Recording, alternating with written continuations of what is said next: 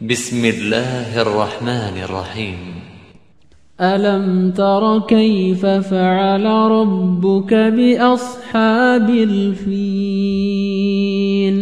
ألم يجعل كيدهم في تضليل وأرسل عليهم طيرا أبابيل ترميهم بحجارة من سجيل فجعلهم كعصف مأكول. بسم الله الرحمن الرحيم. السلام عليكم ورحمة الله وبركاته. إن الحمد لله نحمده ونستعينه ونستغفره ونعوذ بالله من شرور أنفسنا ومن سيئات أعمالنا. من يهده الله فلا مضل له ومن يضلل فلا هادي له وأشهد أن لا إله إلا الله وحده لا شريك له وأشهد أن محمدا عبده ورسوله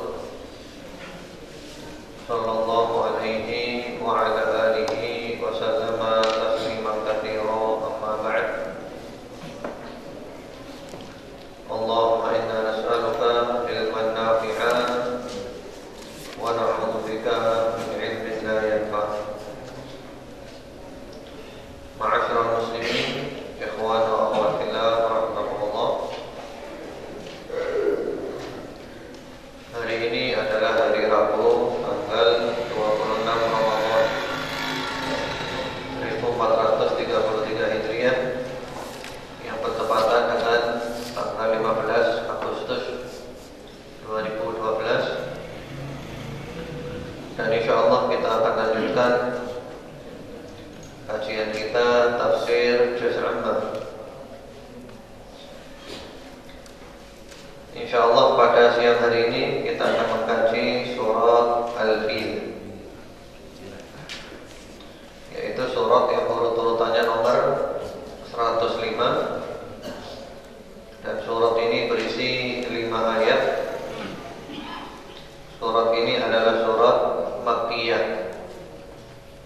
yang diturunkan pada periode Mekah sebelum Rasulullah SAW hijrah ke Madinah. Allah Subhanahu wa taala berfirman, A'udzu billahi minasy syaithanir rajim. Bismillahirrahmanirrahim. Alam tara kaifa fa'ala rabbuka bi ashabil fil alam yaj'al kaydahum fi tadlil wa arsala 'alaihim tayran ababil tarmihim bi hijaratin min sijil faj'alahum ka'asfin ma'kul. Apakah kamu tidak memperhatikan bagaimana Rabb-Mu telah bertindak terhadap tentara bergajah? Bukankah Dia Allah telah menjadikan tipu daya mereka untuk menghancurkan Ka'bah itu sia-sia? Dan Dia Allah mengirimkan kepada mereka burung yang berbondong-bondong yang melempari mereka dengan batu yang berasal dari tanah yang terbakar. Lalu Dia Allah menjadikan mereka seperti daun-daun yang dimakan. Ya. Di surat Al-Fil tentang pasukan bergajah, yang mana kalau kita berbicara tentang surat Al-Fil nanti berhubungan dengan sirah Nabi Muhammad sallallahu alaihi wa ala alihi wasallam. Surat ini menunjukkan tentang nikmatnya Allah Subhanahu wa taala kepada kaum Quraisy yang mereka berada di Mekah, yang mereka itu menjadi penjaga Ka'bah.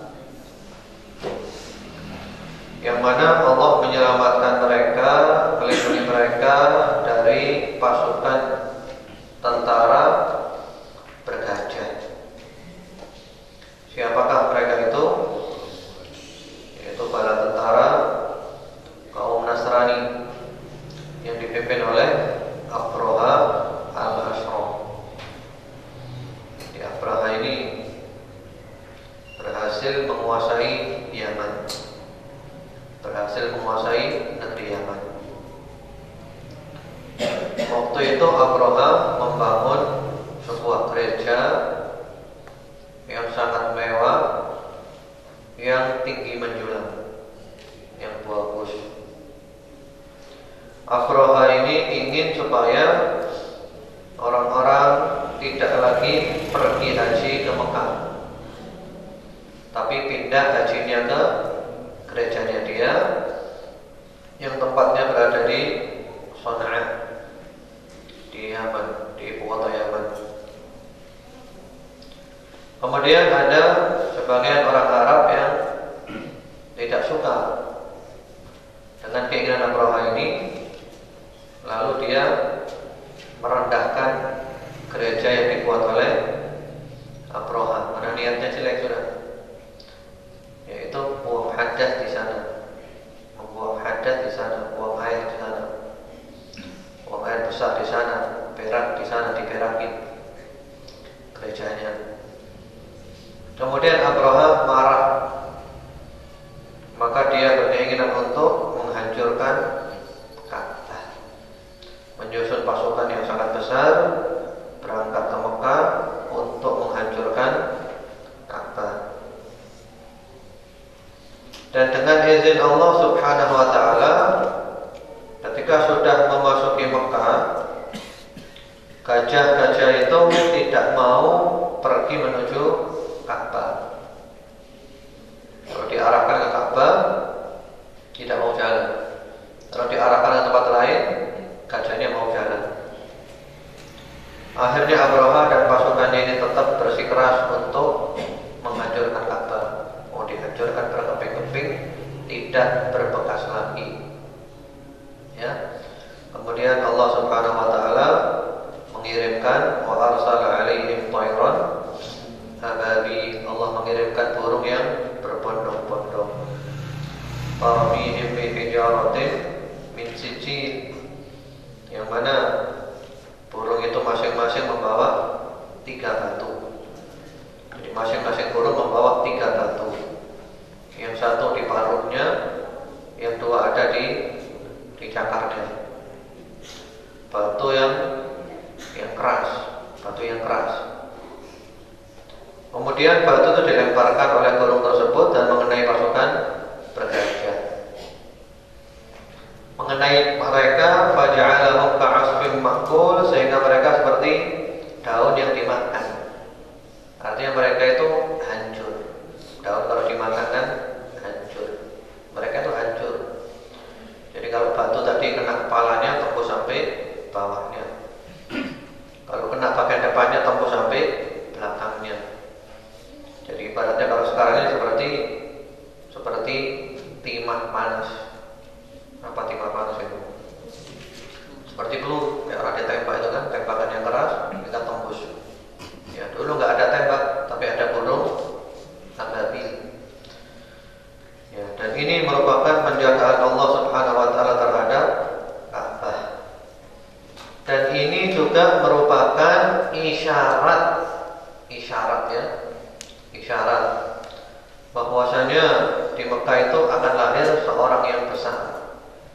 Karena pada tahun ini pula, pada tahun ketika pasukan bergajah menyerbu Mekah ini pula, Rasulullah SAW dilahirkan.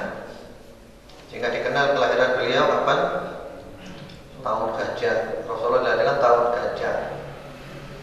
Jadi ini seakan-akan isyarat bahwasanya akan lahir seorang yang besar yang kemudian menjadi nabi, yaitu Rasulullah Muhammad sallallahu alaihi wasallam, yang ini dikenal dengan irhasah.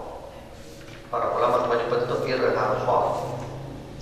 Irhasah itu adalah kejadian luar biasa yang terjadi kepada calon nabi atau calon rasul. Jadi Nabi mau lahir, maka Allah Subhanahu wa taala membuat kejadian besar dulu. Isyarat bahwasanya jangan coba-coba mengganggu Ka'bah yang berada di Mekah. di sana Allah akan mengutus seorang nabi, yaitu Muhammad sallallahu alaihi wasallam. Ka'bah dijaga oleh Allah karena nanti akan diutus di sana itu nabi yang merupakan penutup para nabi, khatamul anbiya wal mursalin, Rasulullah Muhammad sallallahu alaihi wasallam. Jadi itu namanya irhasat. Ada beberapa kejadian luar biasa. Di antaranya kejadian luar biasa itu yang pertama-tama adalah bernama mukjizat atau bahasa kita mukjizat. Mukjizat juga disebut dengan ayat. Yaitu kejadian luar biasa yang terjadi dengan izin Allah. Dengan izin Allah melalui tangan para nabi dan para rasul. Mukjizat.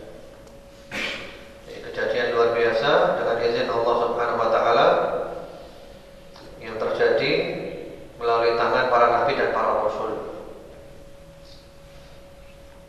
Contohnya adalah Nabi Musa. Mukjizatnya apa?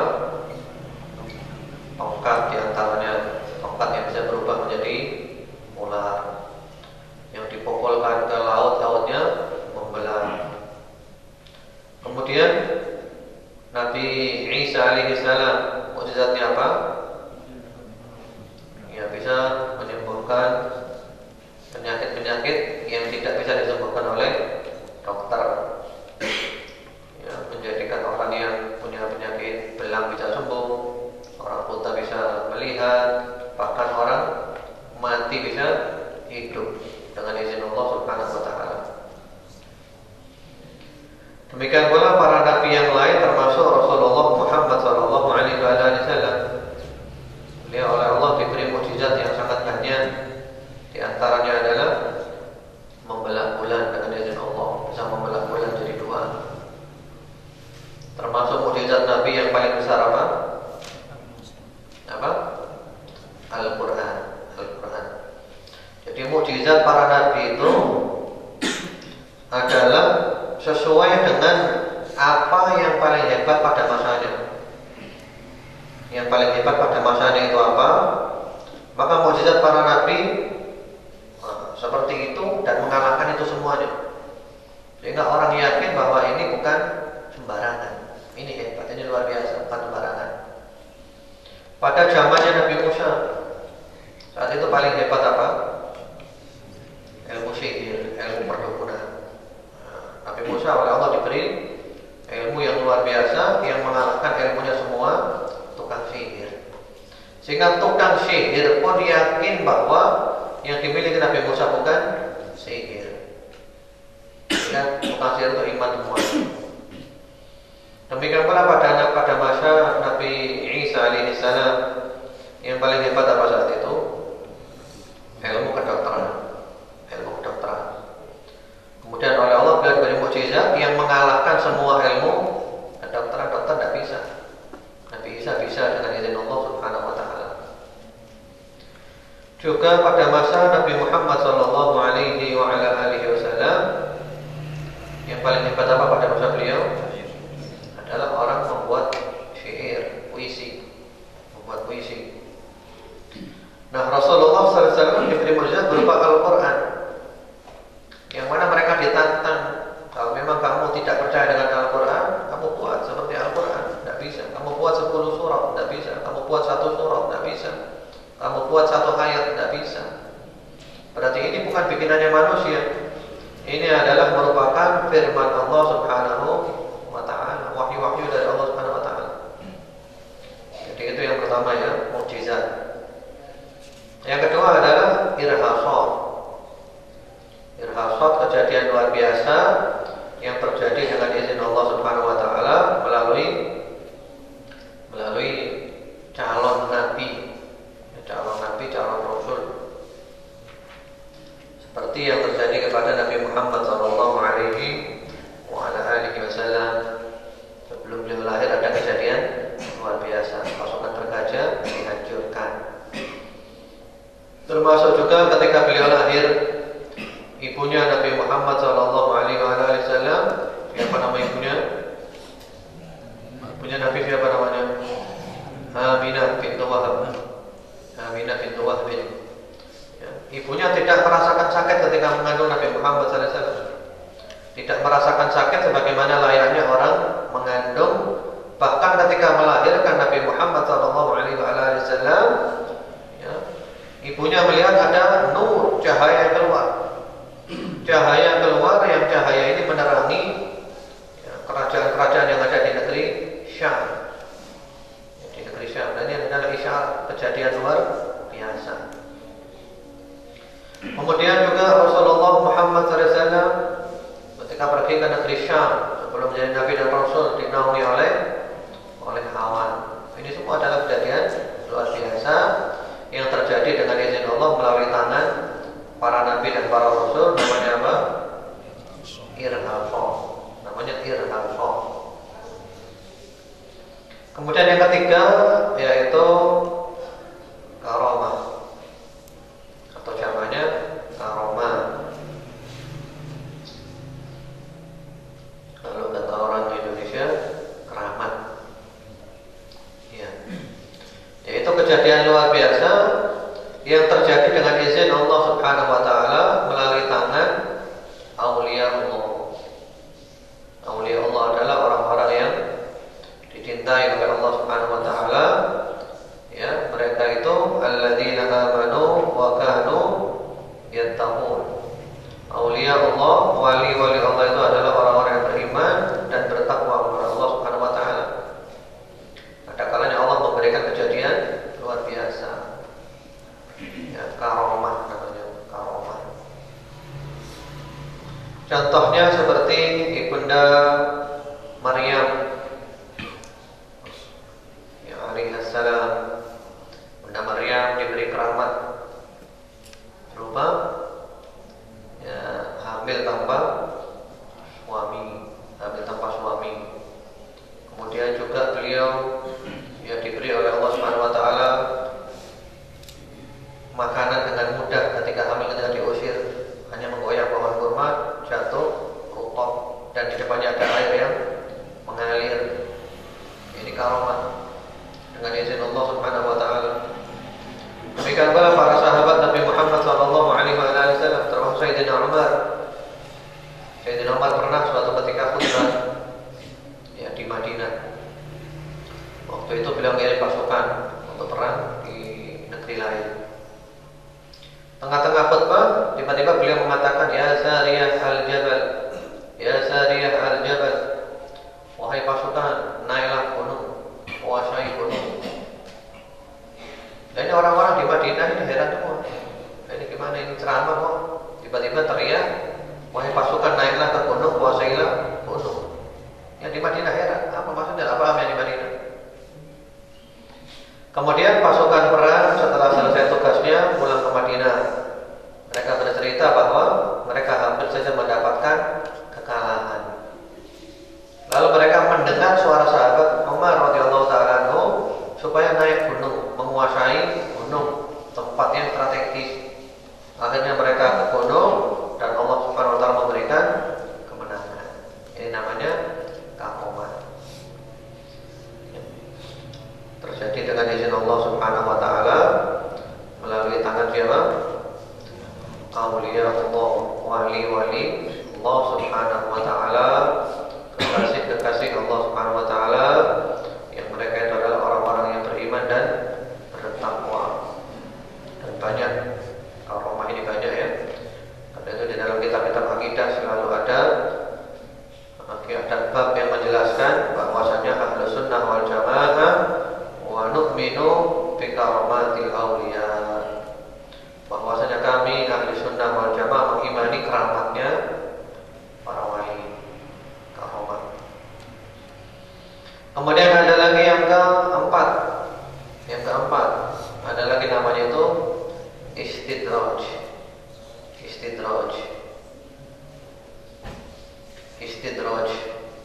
Istidraj itu adalah kejadian luar biasa yang terjadi dengan izin Allah Subhanahu wa taala melalui tangan para wali juga. Tapi siapakah mereka? Mereka adalah aulia syaitan, wali-walinya syaitan.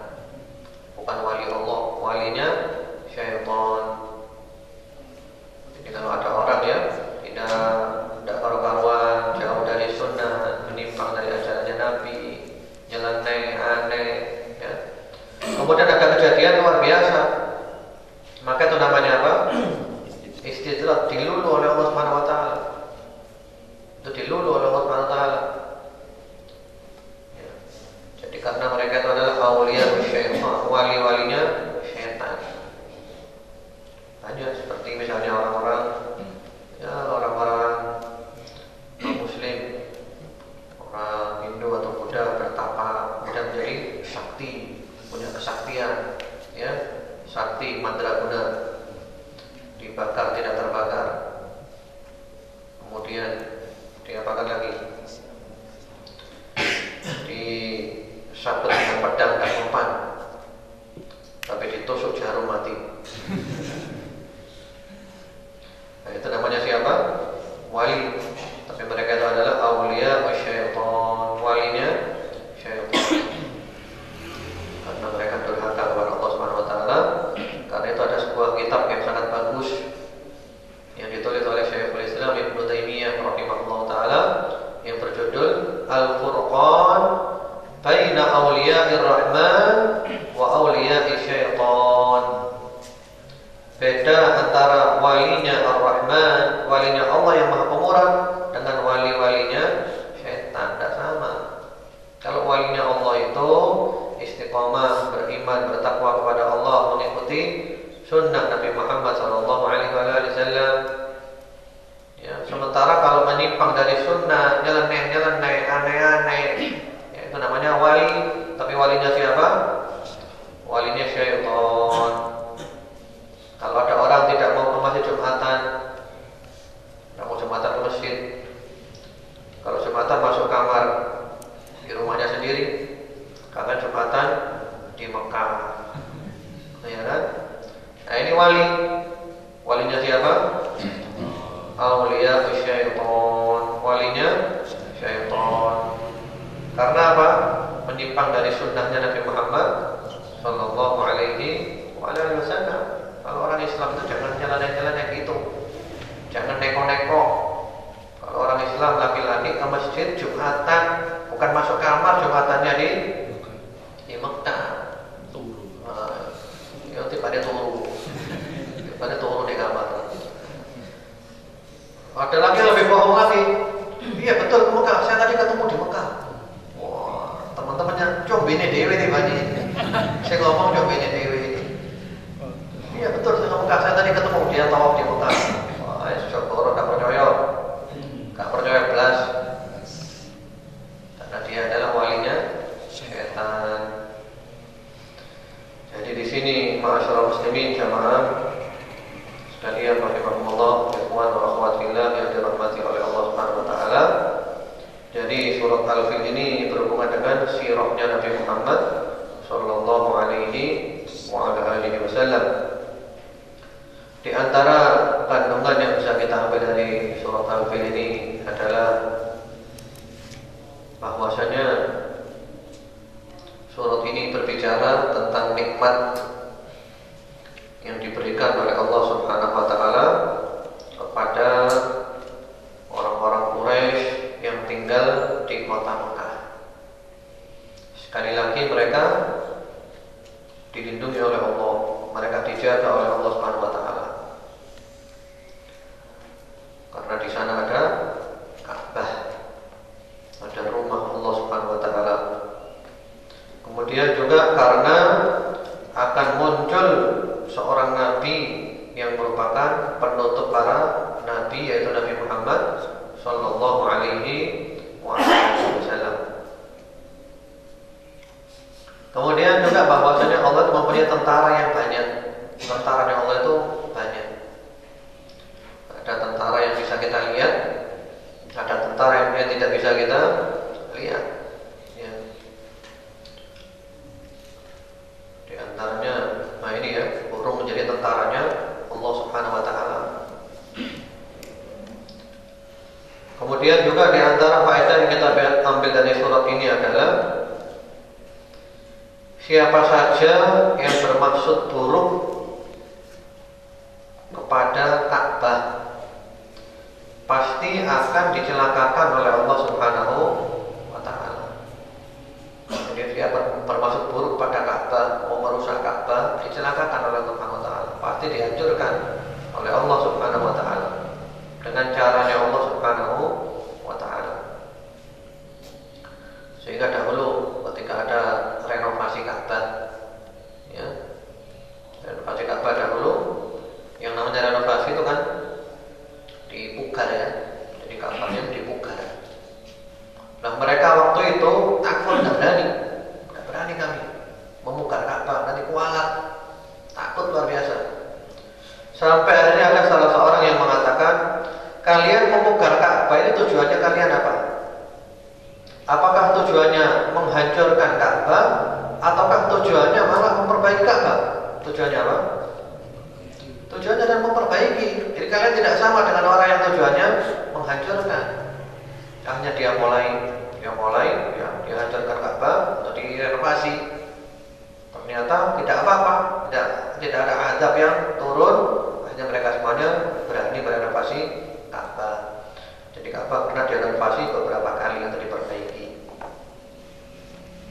Kemudian juga di antara faedah yang kita ambil di sini adalah bahwasanya pasukan Abraha ketika dilempari batu oleh burung-burung tersebut, ada yang mati langsung, ada yang matinya bertahap. Bahkan Abraha sendiri matinya bertahap, yaitu dia masih bisa pulang ke Yaman, tapi dalam keadaan anggota tubuhnya itu rontok satu persatu. Sampai datang ke Yaman, tubuhnya hancur, dadanya pecah, ya, benar-benar dihinakan oleh Allah Subhanahu wa taala. Dan kemudian dia sempat cerita kejadian yang terjadi apa, kemudian dia mati, dihancurkan oleh Allah Subhanahu wa taala. Karena apa? Niatnya jahat kepada Ka'bah. Ya. Kemudian juga di sini ada bukti pula tentang teknologi. Yaitu kalau dahulu itu ada burung ya, ababil, berbondong-bondong membawa batu. Kalau batunya itu melepaskan dari atas, ya, tembus langsung yang kena sampai bawahnya.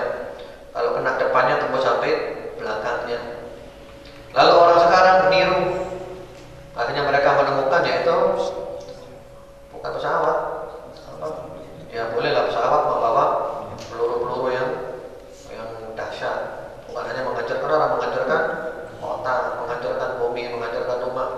Atau juga pistol, timah panas, ditembakkan ke orang, ya kena depannya belakang, tembus sampai ke belakang. Jadi itu semuanya adalah zaman dulu, walaupun belum ada pistol, belum ada pesawat, tapi sudah ada burung ababil.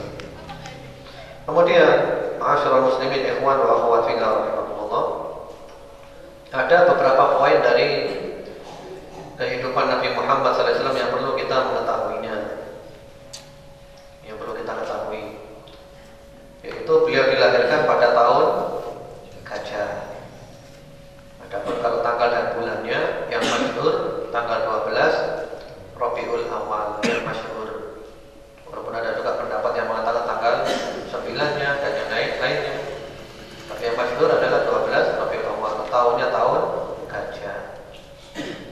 Jadi zaman dulu itu karena belum ada penanggalan, sehingga kejadian-kejadian besar itu dijadikan sebagai patokan. Ya. Kalau Masehinya tahunnya adalah 571 Masehi. Rasulullah Muhammad SAW dilahirkan di kota Mekah. Ini harus tahu, orang Islam harus tahu ya. Lahir di kota Mekah.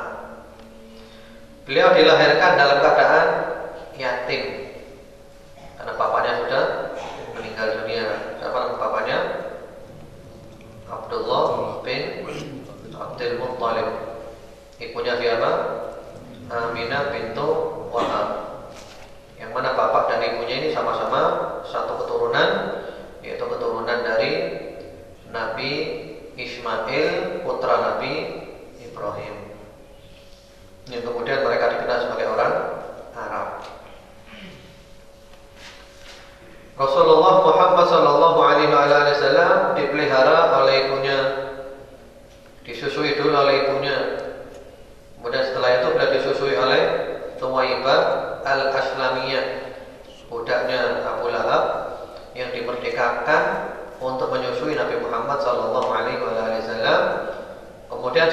beliau disusui oleh Halimatu As-Sa'diyah, dibawa ke pedesaan, dibawa ke pedalaman.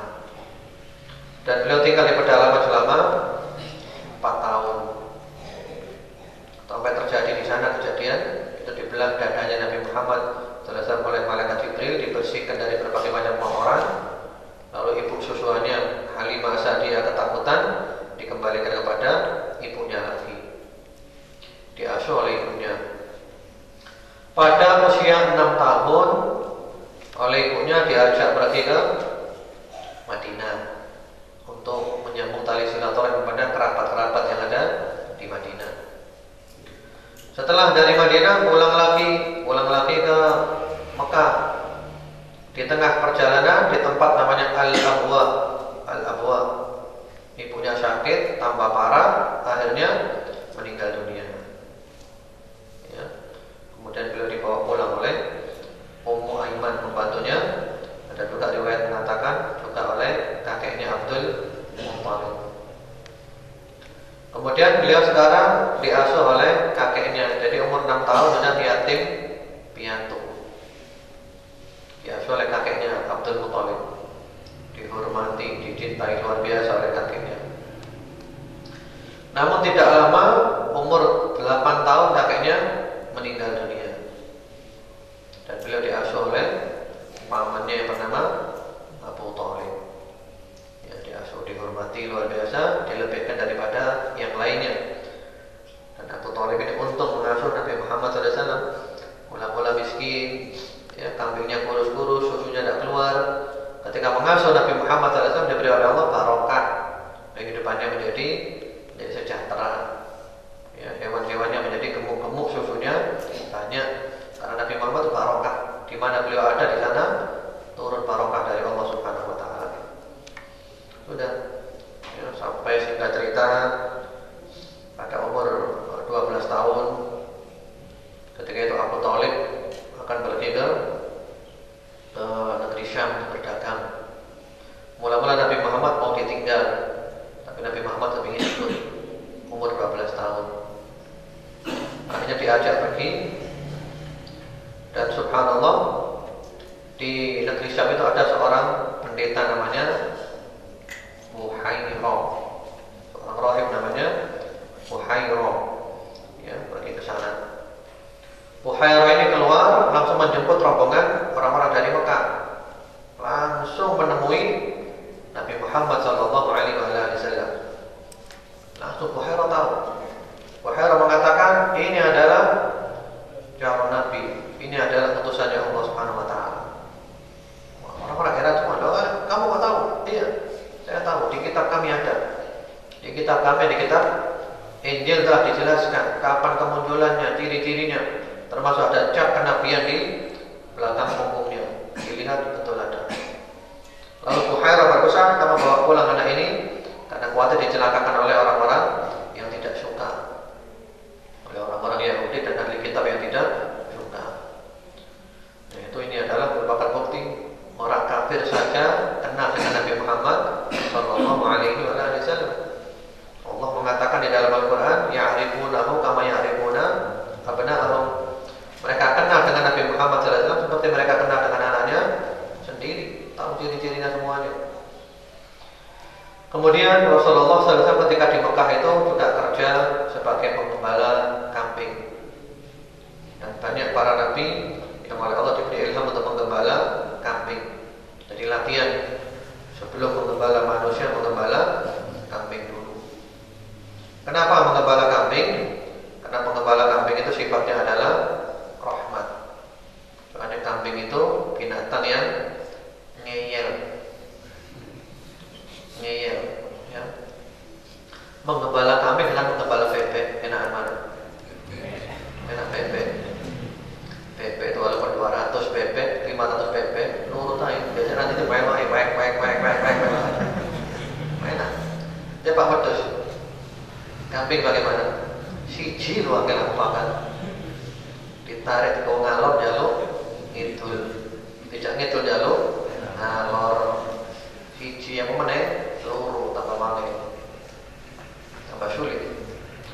Sudah begitu, kambing itu lemah, kok digepuk lorong, dikerasi mantek. Ya. Karena itu penggembala kambing harus ngelus-ngelus dodo terus.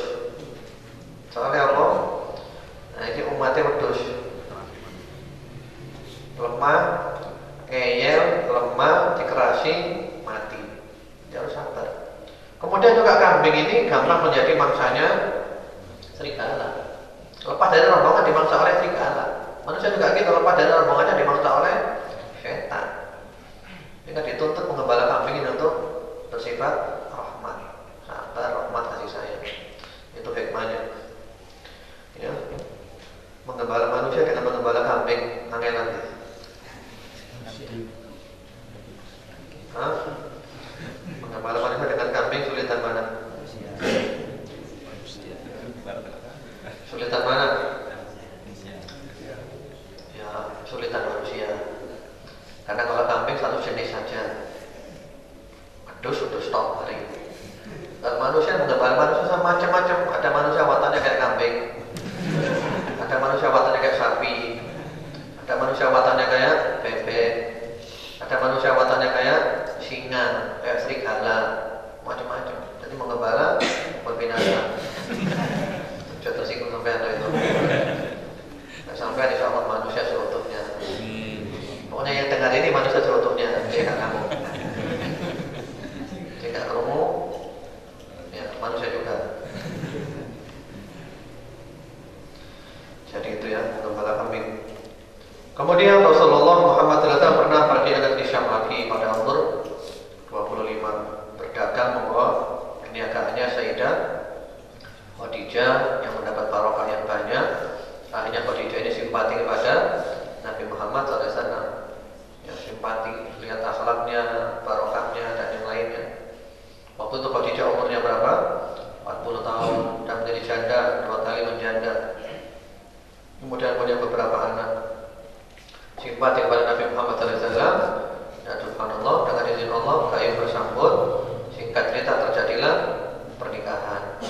Rasulullah SAW umur 25, Khadijah umur 40 tahun.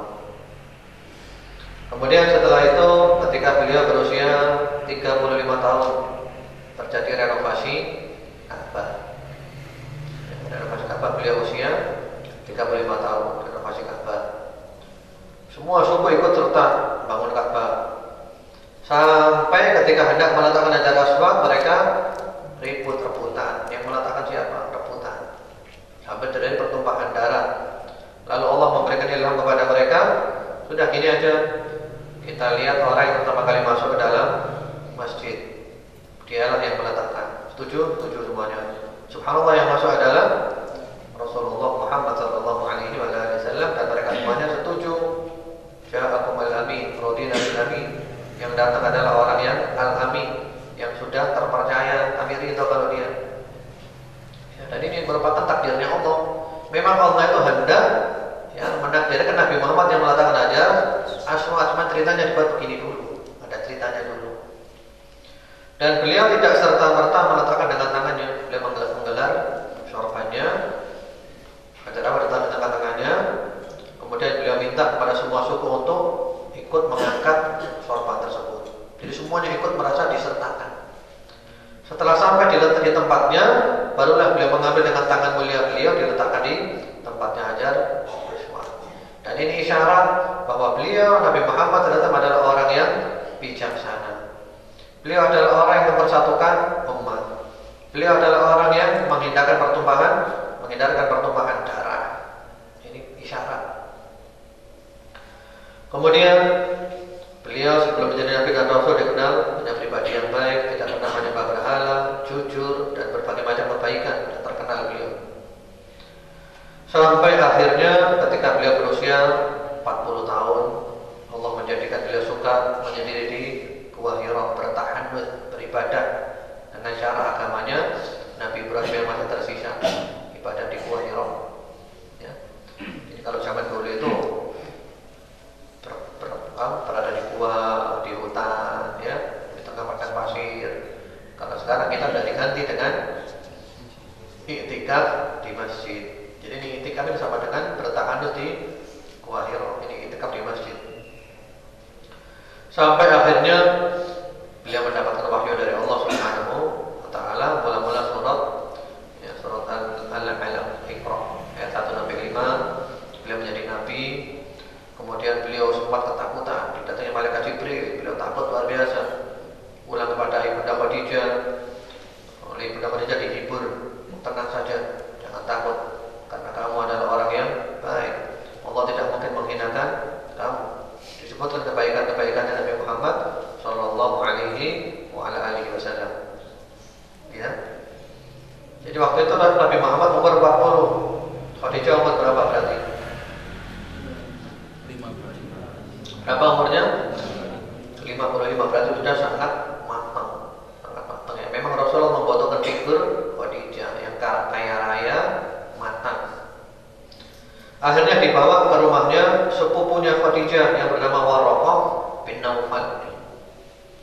Waraqah bin Naufal adalah seorang beragama Nasrani, tapi Nasrani yang masih asli. Dan Waraqah bisa membaca dan menulis dalam bahasa Arab dan bahasa Ibrani, bahasanya Injil. Ketika diceritakan kejadian yang ada di Gua Hira, Waraqah mengatakan, "Oh, jangan takut. Yang datang kepadamu itu adalah malaikat Jibril yang pernah datang kepada Nabi Musa. Jangan takut. Kamu adalah nabi." Kemudian Waraqah mengatakan, "Kalau aku hidup, ya aku akan bela kamu, karena kamu akan diusir oleh kaummu." Muhammad, apakah mereka akan mengusir aku? Iya. Tiada seorang yang datang bawa ajaran kayak kamu pasti diusir, dibenci dan diusir. Jadi setiap orang yang membawa ajarannya Nabi Muhammad SAW itu yang benar, yang hak, siap-siap untuk dimusuhi. Bahkan sampai kepada tingkatan diusir dengan hijrah. Dan menjadi kebiasaan Nabi itu adalah hijrah. Kemudian wahyu terputus beberapa lama, lalu turunlah lagi wahyu yang kedua, yaitu surat Al-Muddathir. Beliau menjadi nabi dan rasul. Ya ayyuhal muddathir, qum fa'anzir wa rabbaka fakabbir wa thiyabaka wa tahhir wa ruzza fahjur wa la tamnun tastakthir wa li rabbika wasbir. Beri peringatan. Beliau berdakwah. Tahapan pertama apa dakwanya? Tahapan pertama apa? Tahapan pertama adalah ad-dakwah as-sirriyah, dakwah sembunyi-sembunyi selama 3 tahun.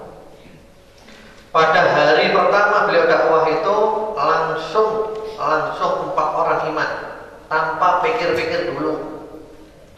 Yang pertama-tama adalah istri beliau Sayyidah Khadijah radhiyallahu taala anha.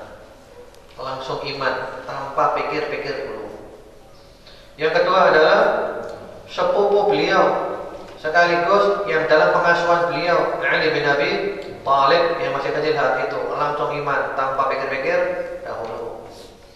Yang ketiga adalah Zaid bin Harithah, yang merupakan pembantunya Nabi Muhammad SAW, langsung iman tanpa pikir-pikir dahulu. Yang keempat adalah sahabat setia beliau Abu Bakar As-Siddiq radhiyallahu ta'ala anhu, langsung iman 4 orang ini. Ini 4 orang yang paling bahagia, langsung iman tanpa pikir-pikir dahulu, iman. Sudah dakwah menyebar pelan-pelan sampai yang 3 tahun, lalu pindah tahapan yang kedua, ad-dakwah al-jahriyah, dakwah terang-terangan. Ketika turun firman Allah Subhanahu wa taala, wa anzir ashiratakal aqrabin, berilah peringatan kerabat-kerabatmu yang terdekat. Surat Asy-Syu'ara ayat 214. Kemudian juga firman Allah, fasda' bima tu'mar wa a'rid 'anil musyrikin, dakwah terang-terangan. Berpalinglah dari orang-orang musyrik. Surat Al-Hijr ayat 94. Lalu beliau naik bukit Safa, ya, beliau panggil orang-orang Mekah kumpul semuanya. Lalu beliau proklamirkan bahwa beliau adalah nabi dan rasul. Semuanya diam, tidak ada yang jawab. Yang jawab siapa? Abu Lahab. Abu Lahab mengatakan, apakah hanya untuk ini kamu kumpulkan kami? Ya, silakanlah kau wahai Muhammad sepanjang hari. Lalu Allah menurunkan surat, ya, surat Tabbat yada abi lahabin wa tabb, yang celaka Muhammad Rasulullah SAW, yang celaka adalah Abu Lahab dan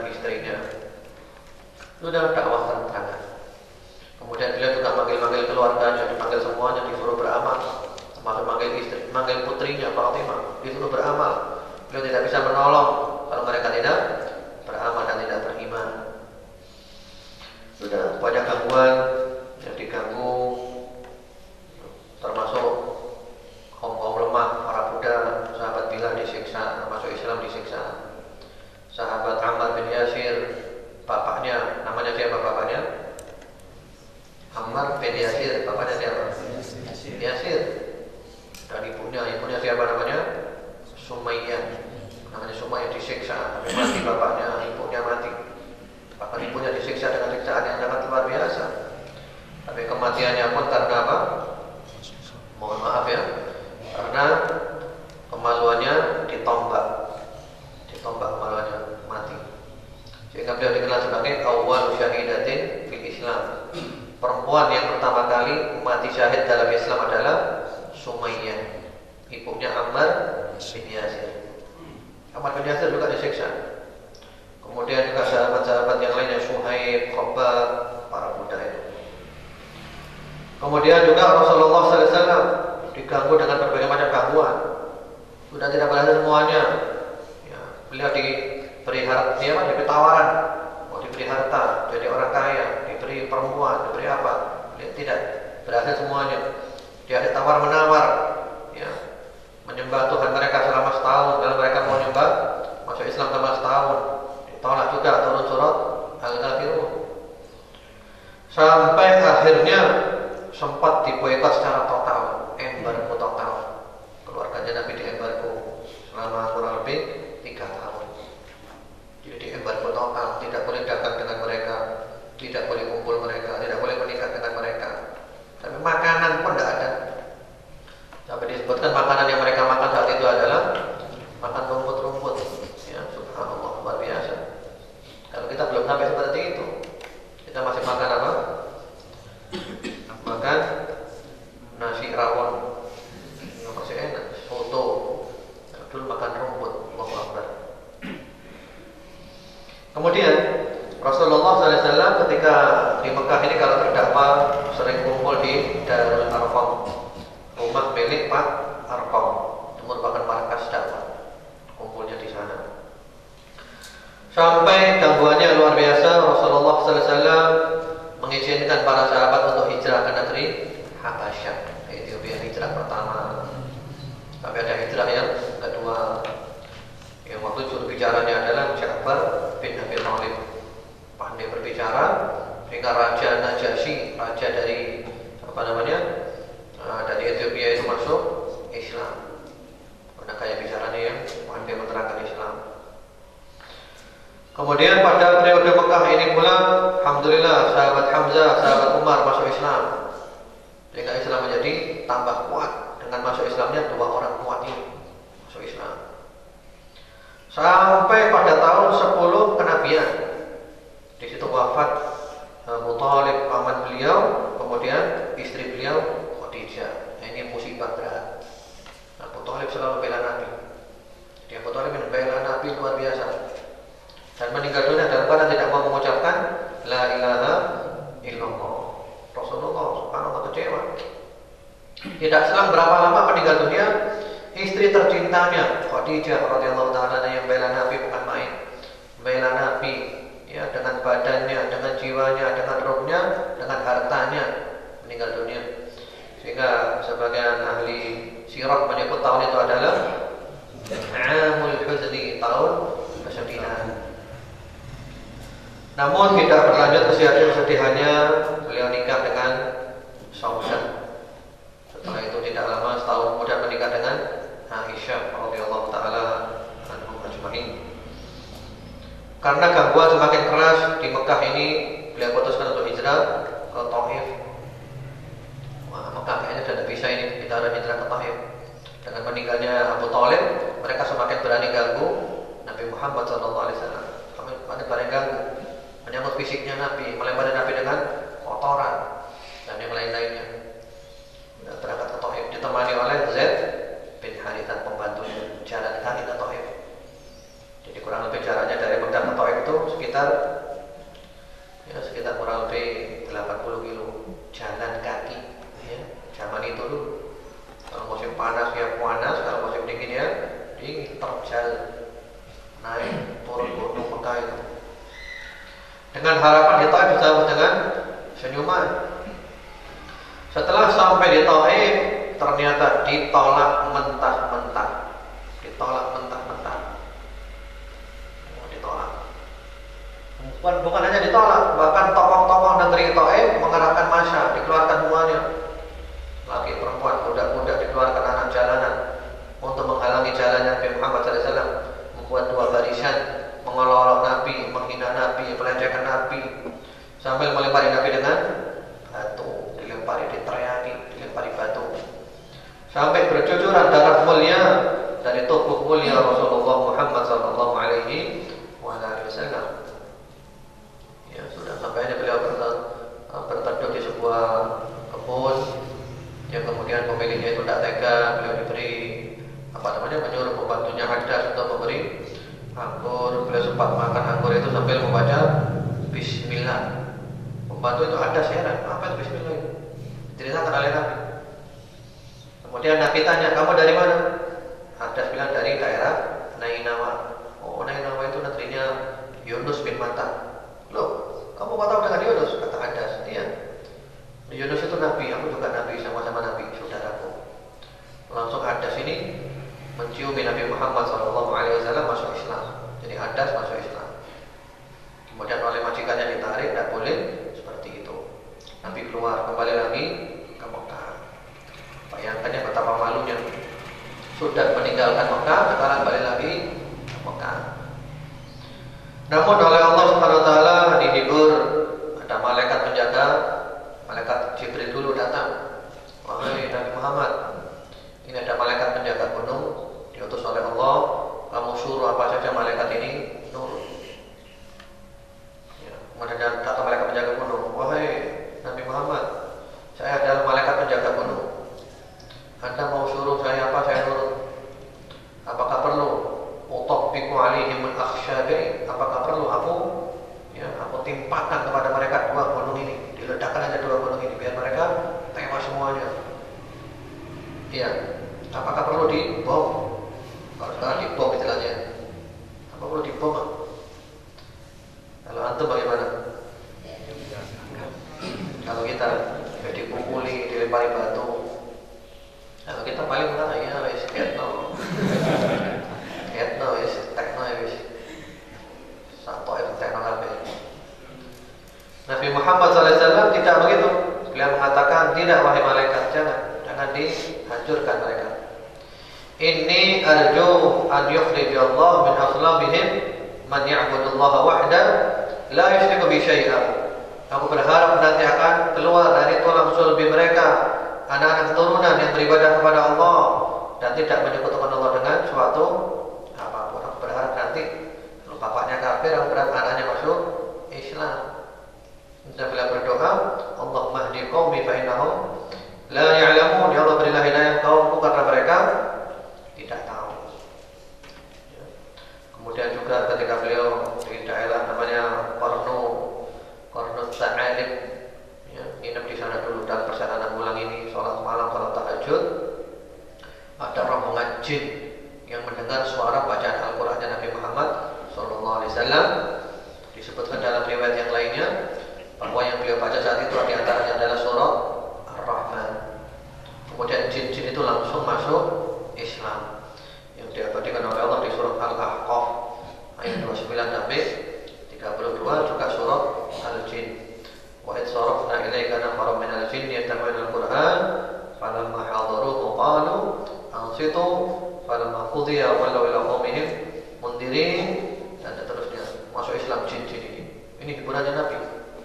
Ya, jin masuk Islam dan jin ngajak teman-temannya untuk masuk Islam. Jadi istilahnya kalau manusia makhluk yang kasar dan mau masuk Islam, maka jin makhluk halus mau masuk Islam. Jadi ada jinnya. Jadi jangan kira ada jin. Termasuk masjid ini banyak jinnya. Iya, yang ada pengajiannya banyak jinnya, banyak kelihatan. Jadi ikut hadir. Jadi kalau orang tidak mau hadir, jin mau hadir.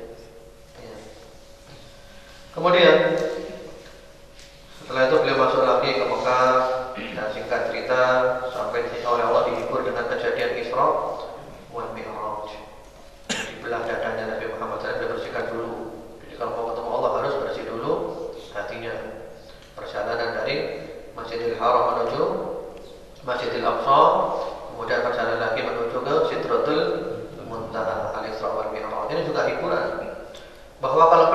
bumi semuanya tidak mau dengan Nabi Muhammad SAW, penduduk langit semuanya mau dengan Nabi Muhammad Sallallahu Alaihi Wasallam, malaikat semuanya mau, Allah cinta kepada Rasulullah Muhammad Sallallahu Alaihi Wasallam. Ini hiburan. Kemudian beliau terus berdakwah, terutama pada waktu musim-musim, ya, ketika ada pasar-pasar, ada sana pasar-pasar tahunan, pasar akad, pasar apa, kemudian juga ada jamaah haji yang datang. Ini mereka walaupun kafir, mereka juga pergi haji, datang ke Mekah, berangkat haji. Nah, beliau dakwah. Subhanallah, ada beberapa orang yang mau dengar dakwahnya Nabi, yaitu orang-orang dari Madinah.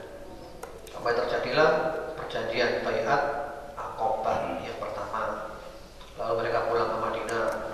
Tahun depan berangkat lagi, lebih banyak lagi yang datang. Baiat lagi, Baiat Aqabah yang kedua.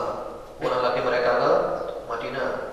Sehingga subhanallah, dengan izin Allah, Madinah telah dikondisikan oleh Allah siap menerima kedatangannya Nabi Muhammad Sallallahu Alaihi Wasallam. Jadi Madinah sudah dikondisikan oleh Allah.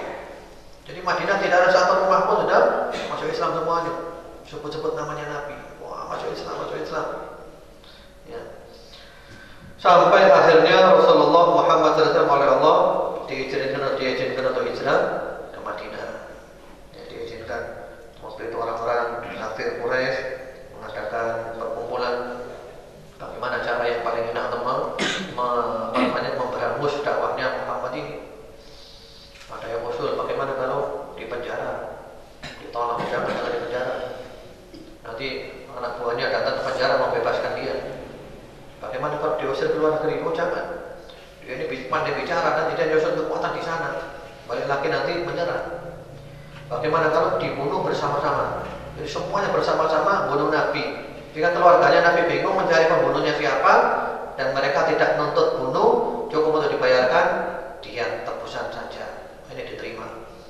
Malah waktu itu yang hadir juga iblis ikut hadir, seakan-akan seperti orang tua. Ini usulan yang bagus, ini usulan yang bagus. Ya. Yang kemudian diabadikan oleh Allah Subhanahu Wa Taala di dalam surat Al-Anfal. Wa idh yamkuru bika alladziina kafaru liyuthbituka aw yaqtuluka aw yukhrijuk wa yamkuruna wa yamkurullah wallahu khairul makirin. Diabadikan oleh Allah Subhanahu wa taala. Jadi mereka membuat makar, oleh Allah dibalas makar mereka.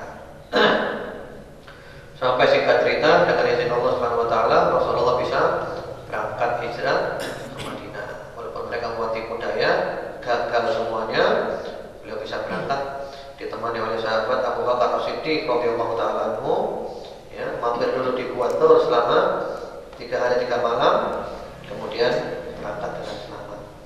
Sebenarnya banyak cerita indah tentang hijrahnya Nabi ini. Waktunya sudah habis ya. Insyaallah nanti akan kita lanjutkan cerita-cerita tentang hijrah ini, kemudian juga tentang sejarahnya Nabi ketika periode Madinah.